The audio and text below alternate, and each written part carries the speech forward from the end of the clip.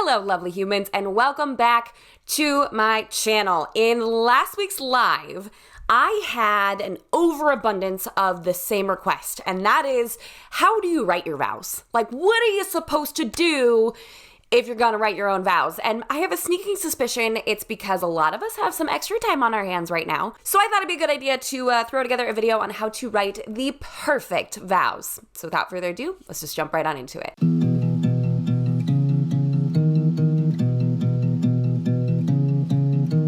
So first and foremost, I'm just gonna say, you don't need to write your own vows. If you don't want to, you don't have to. You can absolutely go with traditional vows. You can go with the pre-written ones. You don't have to write anything from scratch if you don't want to. So like, if that's you, feel free to stop watching right now. I completely allow it, but it could be fun if you want to stick around on the journey with me, because who knows what might come up out of my mouth. But if you choose to do it, you're going to want to do some prep work before you actually put pen to paper. The first person you could talk to is your officiant. If he or she has done this before, my guess is they have some great tips for you on putting together your own vows. They may even have a template for you, which is a game changer, because then it kind of gives you a framework to work with moving forward, so you're not flying blind. They would also be a great source for like a pep talk or encouragement for what they've seen work really well and what they've seen that hasn't worked as well. Next, you're going to want to talk to your fiance. And this is something that I did with my husband because I love writing, I love reading. I'm a bit of a wordy character, if y'all haven't picked up on that just yet. I am. So I went to my now husband, then fiance, and said, okay, how are we gonna do this? Like, are we doing it short and sweet? Are we copying something off the internet? Are we writing it from scratch? Like, what are we doing? Because I didn't want mine to be super, super long and his to be super, super short, because he does not like writing and he hates public speaking. And in case you haven't noticed, I like talking. The next thing I recommend that you do is talk to your fiance and figure out kind of what you want to do together. Do you want to add traditional elements? Are you going to be using a traditional template and tweaking it to kind of fit who you guys are? You're going to want to talk about length. I typically recommend about 2 to 3 minutes for personalized vows, but you're going to want to figure out kind of an equal length and an equal pacing so it doesn't feel like one of you is talking for forever and the other one says like 4 words. Next, you're going to want to decide if you are going for like a funny angle and sharing funny stories. Are you going super sweet and romantic? Are you doing a mix of both? And while they don't have to be perfectly matched in this regard, if one person is kind of turning the vows into a romantic roast and you're going straight for the sappy stuff, I don't know, like that's entirely up to you, but it is kind of good to discuss like, where do you want to go with this? What are you feeling? What are you thinking? Obviously, like if one of you is a stand-up comedian, you know, like it's gonna be funny no matter what, but it is a good idea to kind of jump into this both on the same page. Next, I would highly recommend jumping on the internet and reading through either actual examples of vows or finding a template to work with. Especially if you're super nervous, there is absolutely no harm in jumping on the internet and reading through other people's vows and borrowing ideas that you find to be really cool or really special, because here's the deal, it's still gonna be different for your wedding because it's your love story. So it's not cheating to use a template or to read over some other people's vows to give you a little bit of guidance. Now here's where you wanna sit on down with a piece of paper and a pen, or type it up on your laptop, it's up to you, and really reflect on your relationship together. How did you guys start? What does your love story look like? What's a struggle that you guys went through and overcame? What do you love about your fiance? What drives you nuts but you promise to deal with for the rest of your life? You know what I mean? So really focus on what your relationship looks like, what your favorite parts of your relationship are, any funny stories or tidbits that you feel like that might be fun to share. And now we get to the actual writing portion of things.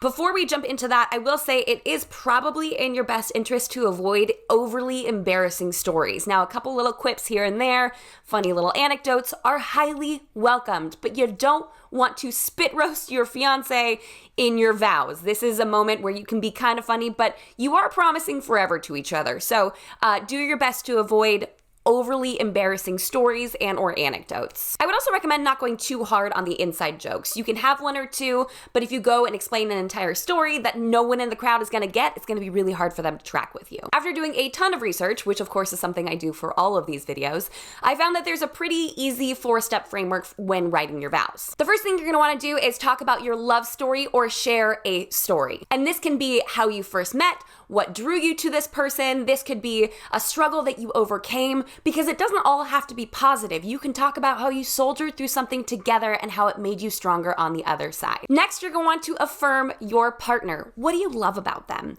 Their laugh, their smile, the way they handle situations. I mean, you know your partner better than anyone on this planet. So you can really come up with a couple of great things that you just want to say, here's what I love about you.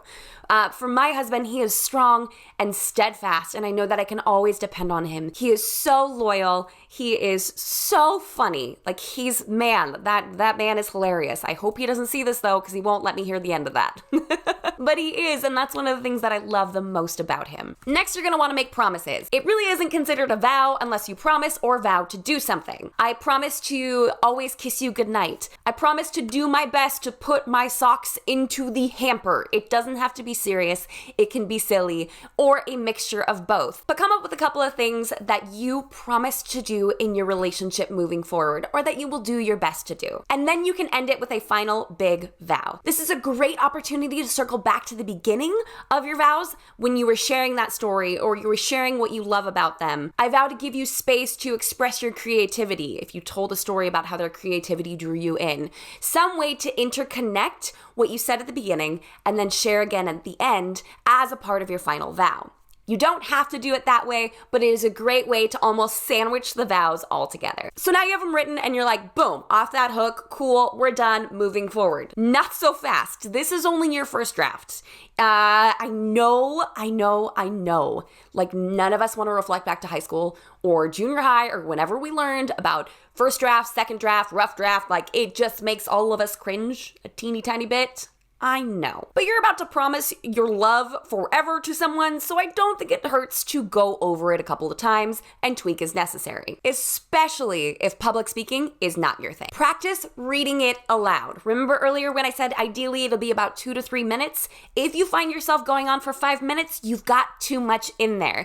If you find yourself done after 30 seconds, you might want to beef it up just a little bit to try to make it to that 2-minute mark. Another great thing to do while you're reading it out loud is mark for pauses and intonations.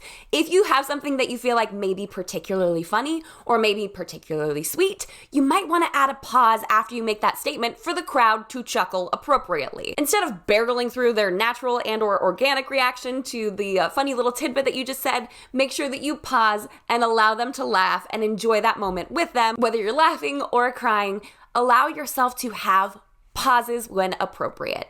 And that may be something you want to write into your vows as well. That's okay. Just don't read the word pause out loud. That's don't do that. I promise to always put my socks into the hamper, or at least I'll try. Pause. Yeah, I wouldn't recommend that. I would also highly recommend that you find a trusted loved one, not your future spouse, but someone else to read them to. This will help you to feel a lot more secure in what you're sharing. So both my husband and I actually chose his sister Rachel to read our vows to, so we could have someone to gauge whether they were similar enough and whether they would work well together. So he practiced with her and then I practiced with her. For us, that was a great way to make sure that we were kind of same length, same level of emotion. Now, you don't have to find the same person to share your vows with. It just worked out really, really well for us. And I felt so much better going into our wedding day knowing that that the same person had heard both sets of vows and gave us her seal of approval moving forward. Now, after all of this, please do not put too much pressure on yourself. If you find yourself getting too stressed out about having the perfect words or phrasing it exactly right,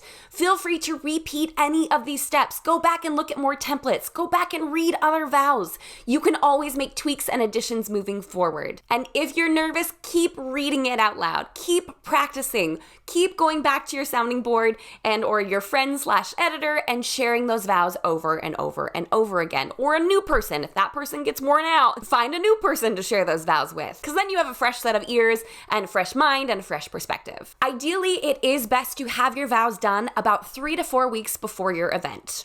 Trust me when I say this, the last few weeks are going to be just kind of a whirlwind. Last minute details, families are coming in from out of town, you're getting your nails done, your hair done. You've got a lot of stuff going on in those final few days, and putting a bunch of pressure to write the perfect vows at that time is going to be super stressful. Now, this is one of those do as I say and not as I did type things, because I think I definitely wrote mine like 2 days before, maybe 3. It was super stressful. Don't recommend it. Don't recommend it at all. But it was like high school Jamie came back out and was like, hey, remember how you procrastinate a lot and then you write the 7-page paper the day before it's due? Yeah, apparently marriage vows are not exempt from my procrastination style. So definitely have those done ahead of time.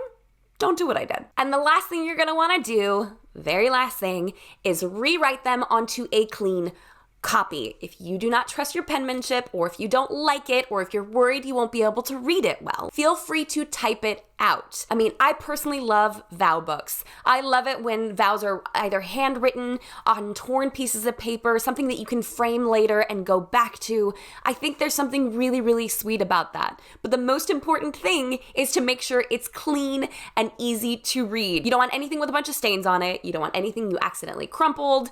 You want it to be legible, because if you get up there and you can't read your own handwriting and then you start ad-libbing, that could either be really, really great or really, really bad. So make sure you have a clean copy going into your wedding day that you can either hold onto, have a bridal party member hold onto, or your officiant can hold onto it for you. So that's all we have for today, folks. Thank you so much for stopping by. I know we all have a little bit of extra time on our hands right now. So it's never too early to start your vows. It's never too early to start taking notes or reflecting back on your relationship or looking at templates or other vows online. The more time you give this, the more confident you will feel sharing it on your wedding day. If you guys have any other tips for vow writing, be sure to leave those in the comments below. As always, thank you so much for watching. If you haven't done so already, like the video because you liked the video, and subscribe to this channel for more tips and tricks for the modern day bride. And until next week, bye guys!